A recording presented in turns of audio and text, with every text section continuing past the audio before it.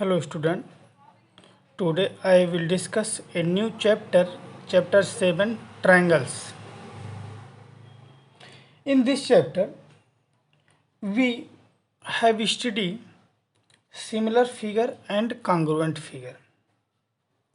In previous class we have studied similar figure and congruent figure.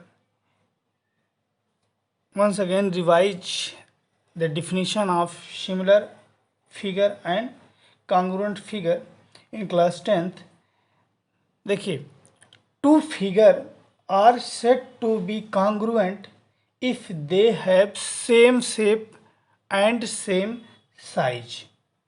अगर कोई दो figure जिसके आकार और उसका साइज दोनों बराबर हो तो वो दोनों फिगर एक दूसरे के क्या कहलाएंगे?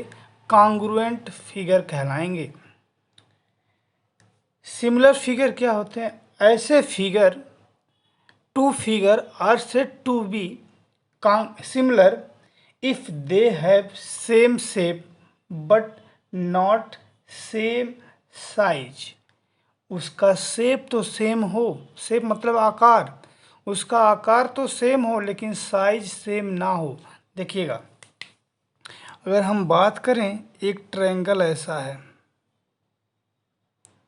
और एक ट्रायंगल इस तरह से, ठीक, और एक ट्रायंगल ये है और दूसरा भी ट्रायंगल ये है। अब इन दोनों ट्रायंगल में ऊपर वाले, ये फर्स्ट हो गया, ये सेकंड हो गया, ये दो ट्रायंगल हैं। दे हैव सेम शेप, आकार दोनों ट्रायंगल के हैं लेकिन बट नॉट सेम साइज, ये दोनों के साइज सेम नहीं है। तो ऐसे फिगर को क्या कहेंगे? Similar figure. कॉन्ग्रुएंस फिगर क्या कहलाएंगे?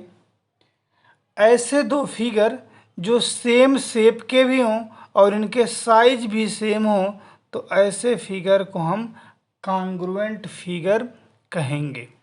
ठीक ना? तो डिफिनीशन लिख लीजिएगा, definition of congruent figure and definition of similar figure. ये दोनों डिफिनीशन लिखिएगा आप लोग। तो कॉन्ग्रुएंट फिगर की डिफिनीशन बोल दे रहे हैं, two geometrical figure which have same shape and same size are called congruent figure। और इस तरह का कोई एग्जाम्पल बना लीजिएगा, कोई ज़रूरी नहीं है कि ट्रायंगल ही बनाएं, आप सर्कल भी बना देते हैं, सेम रेडियस के दो सर्कल बना लीजिएगा तो ये भी क्या हो जाएंगे? कॉन्ग्रुएंट हो जाएंगे। ठीक, और दूसरा डिफिनीशन लिखिएगा सिमिलर फिगर के लिए, two geometrical figure have same shape but not same size are known as similar figure. ये एक ऐसे सर्कल बना लीजिएगा, एक बड़ा सर्कल बना लीजिएगा, ये हो जाएगा सिमिलर आपका। ठीक, दोनों के सिंबल में भी अंतर है, देख लीजिएगा, यहाँ इक्वल का भी साइन है, यहाँ इक्वल का साइन नहीं है, केवल शेप का साइज सेम है। ठीक, तो अब हम आप लोग को दूसरी डिफिनीशन आते हैं। चलिए अगली डिफिनीशन देखिएगा, सिमिलर पॉलीगन। ठीक, two polygon are said to be similar if they have same number of side. Polygon की बात कर रहा है जिसमें 3 या 3 से ज़्यादा साइड हों। दे have same number of side, उसमें जो साइड की संख्या है वो सेम होनी चाहिए। They corresponding angle are equal, उनके करस्पॉन्डिंग एंगल इक्वल होने चाहिए। They are corresponding side are proportional, उनके साइड आपस में प्रोपोर्शनल होने चाहिए, मतलब उनका रेशियो आपस में इक्वल, साइड नहीं इक्वल होने चाहिए लेकिन रेशियो इक्वल में होने चाहिए। जैसे अगर हम बात करें, एक कोई पॉलीगन है, पॉलीगन में चलो ये आपको क्वाड्रिलेटरल बना दे रहे हैं। ठीक, ये 2 हो गया, ये एक एग्जाम्पल के तौर पे ले लेते हैं 3, और ये 2 और ये 3। ठीक, तो ये अगर हो इसका होगा तो ये 4 6 4 6।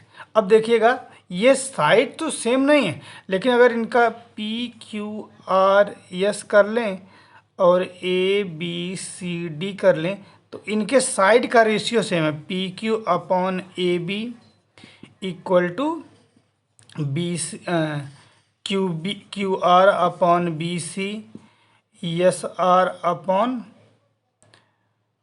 आर एस अपॉन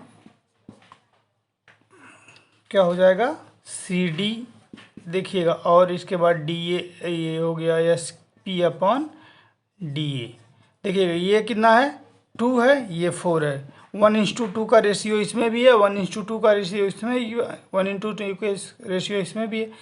तो सिमिलर फिगर में साइड इक्वल नहीं होते, लेकिन उनका जो रेशियो है, साइड का रेशियो, वो प्रोपोर्शनल होते हैं। प्रोपोर्शनल मतलब उनके साइड का रेशियो इक्वल होते हैं। ठीक, इसी तरह ट्रायंगल का है, इसी तरह इक्विलेटरल का है। अब सम इम्पॉर्टेंट रिजल्ट है, उसको नोट डाउन करिए, लिखिएगा। पहला इम्पॉर्टेंट रिजल्ट है सम रिजल्ट,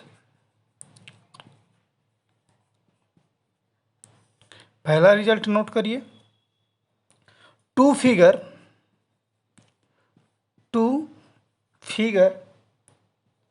आर सिमिलर, दो फिगर अगर सिमिलर हैं, ये कब संभव है?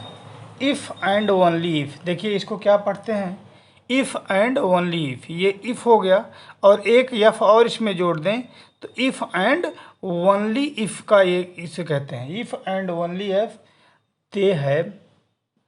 दे हैव सेम शेप। सिमिलर होने के लिए दोनों के साइज आकार क्या होने चाहिए? इक्वल होने चाहिए। दूसरा, टू सर्कल, देखिएगा दूसरा है two circle are always similar. अब सर्कल बोल दिए, उनका शेप बोल दिए कि ये गोला ही होगा, गोलेकार ही होगा, ऐसे ही होगा। तो ये रेडियस कितना भी हो, छोटा बड़ा, उनसे नहीं मतलब, लेकिन वो सिमिलर हो जाएंगे। ठीक, अगर रेडियस दोनों के बराबर हो गए तो क्या हो जाएंगे? कॉन्ग्रुएंस हो जाएंगे। ठीक, इसी तरह two square are similar, two equilateral triangle are similar, two figure are congruent if they have same size, और ये तो आपको बता ही दिए। चलिए, इंपॉर्टेंट है क्या इसमें note, two line segment are always similar but need not be congruence. क्या कह रहा है? दो लाइन है, ये सिमिलर हो सकते हैं लेकिन कोई ज़रूरी नहीं है कि ये कॉन्ग्रुएंट। भाई उनका लाइन सेगमेंट ए बी है, एक पी क्यू है, तो ये क्या हो सकते हैं? इनका साइज शेप तो साकार है कि हाँ ये इतना शेप है, ये लाइन है, लाइन सेगमेंट है, लेकिन इसके साइज नहीं बराबर हैं। तो ऐसे फिगर क्या दो लाइन सेगमेंट हमेशा भी क्या होंगे? कॉन्ग्रुएंट होंगे। लेकिन कोई ज़रूरी नहीं है कि हमेशा कॉन्ग्रुएंट हुई हों, वो हमेशा सिमिलर होंगे। कॉन्ग्रुएंस कभी कभी होंगे, जब वो दोनों बराबर होंगे तो कॉन्ग्रुएंस हो जाए, अगर बराबर नहीं हुए लाइन सेगमेंट तो सिमिलर तो रहेंगे ही। ठीक, अब जो सबसे इम्पोर्टेंट है वो है थेल्स थ्योरम। क्या है? Thales theorem. आज के इस वीडियो में आपका जो होमवर्क है वो 9th क्लास में जितने भी कॉन्ग्रुएंसी के कंडीशन पढ़े हैं, ठीक, साइड एंगल साइड, ये जो कंडीशन आप पढ़े हैं RHS, ये सारे कंडीशन को आपको रिवाइज करना है। फिर कल के वीडियो में हम बेसिक प्रोपोर्शनलिटी थ्योरम, जिसे हम थेल्स थ्योरम के नाम से जानते हैं, ये आपको हम बताएंगे। Thank you class.